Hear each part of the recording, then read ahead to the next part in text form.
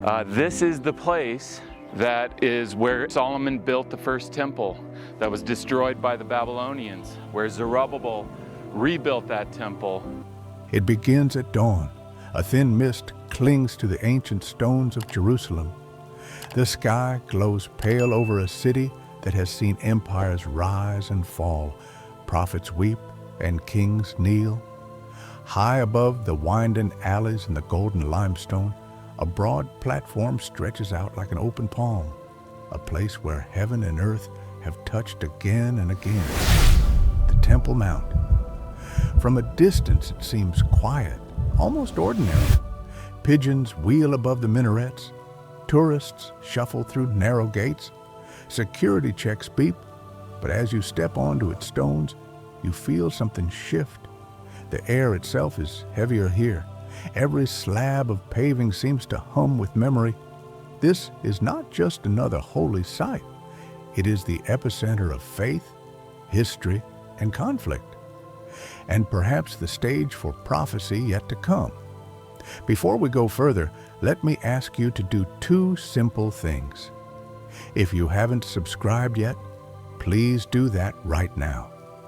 This channel is where we open the Bible and the headlines side by side, uncovering mysteries that speak to our time. And second, take a moment to watch this short trailer. Don't scroll past this. What you're about to hear might be the very truth your soul has been searching for. It could be the message your family needs, a word for this generation. Stay with us, because by the end, you may never see Jerusalem the same way again. What if there was one gate between time and eternity?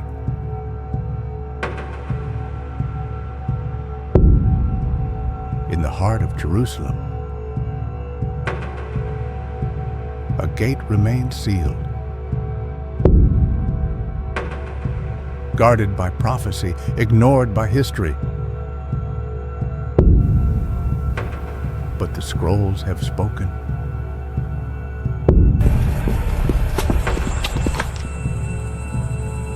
And the earth groans under the weight of its choices.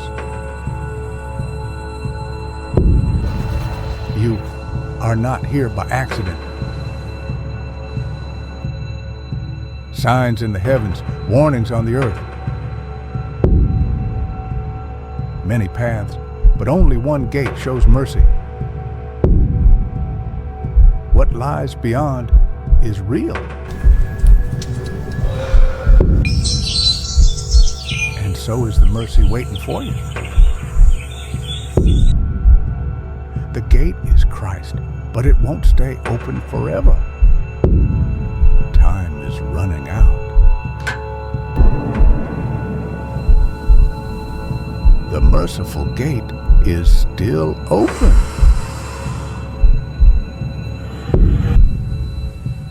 Will you enter or walk away forever?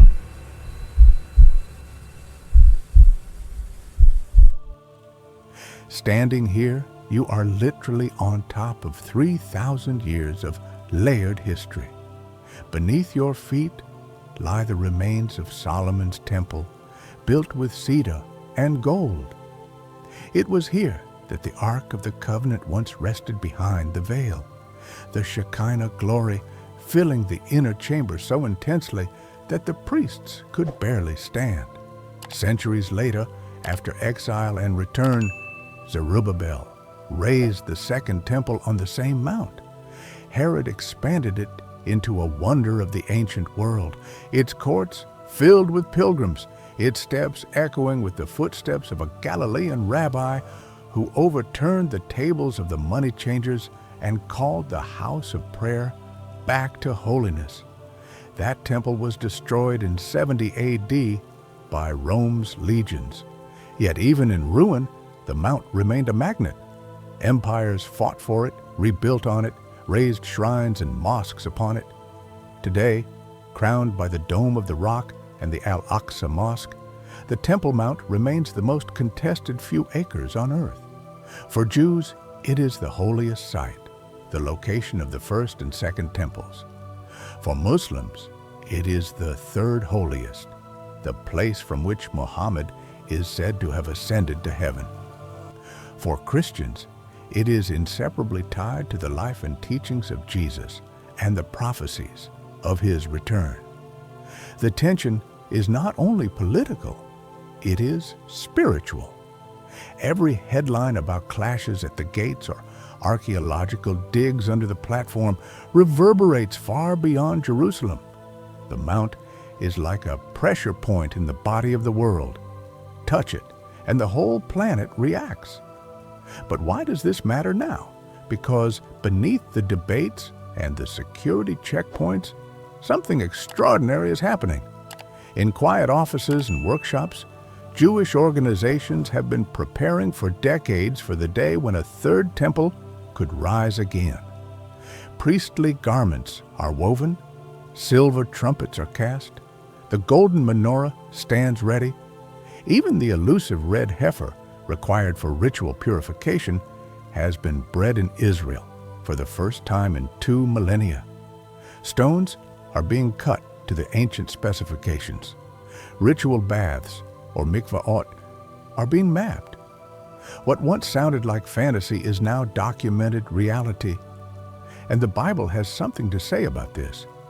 In 2 Thessalonians 2:3-4, Paul speaks of a man of lawlessness who will set himself up in God's temple. In Revelation 11, John is told to measure the temple and the altar as part of his end-time vision.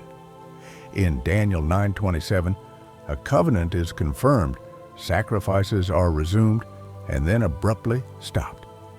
For centuries, commentators wondered how such prophecies could be fulfilled when no temple stood. Yet today, the logistical groundwork exists. The only missing piece is permission, and that could shift overnight.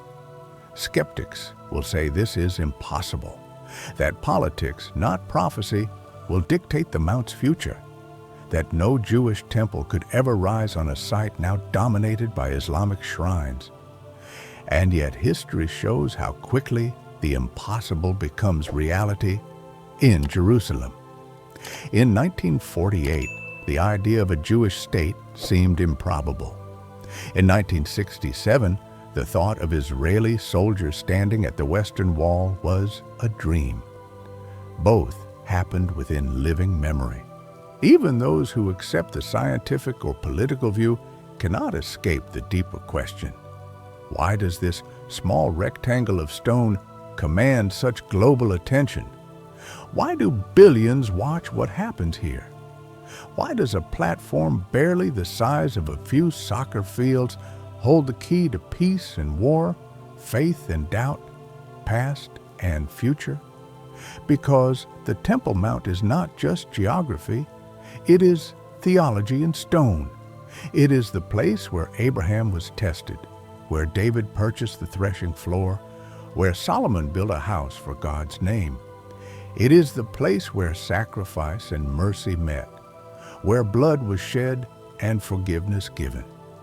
If God uses the natural world to send messages, as we saw with the Sea of Galilee, then the Temple Mount is his billboard in the heart of the earth.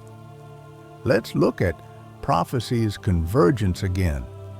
Jesus in Matthew 24 spoke of a time when the abomination of desolation would stand in the holy place. Revelation describes nations gathering against Jerusalem.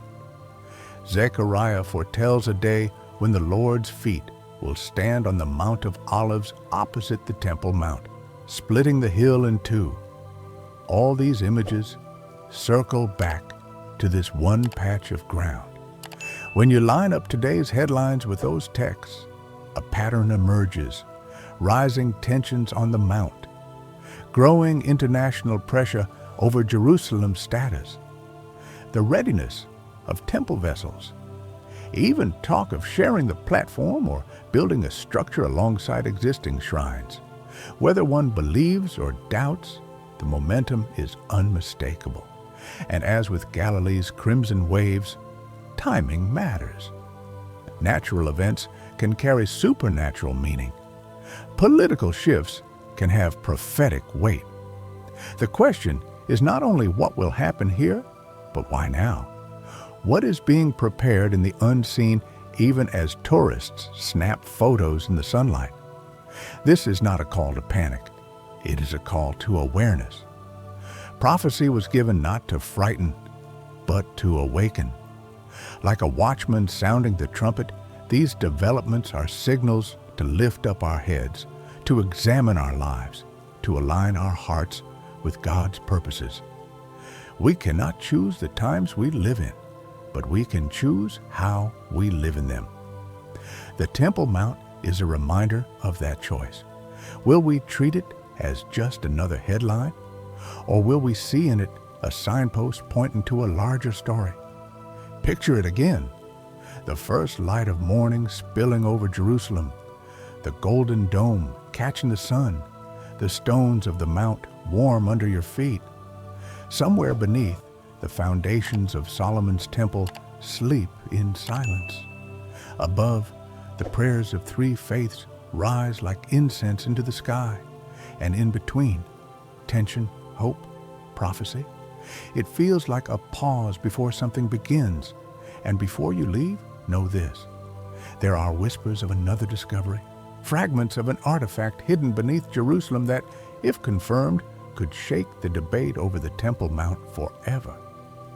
It's a story that may redefine what we thought we knew about this sacred ground. But that, my friend, is for next time.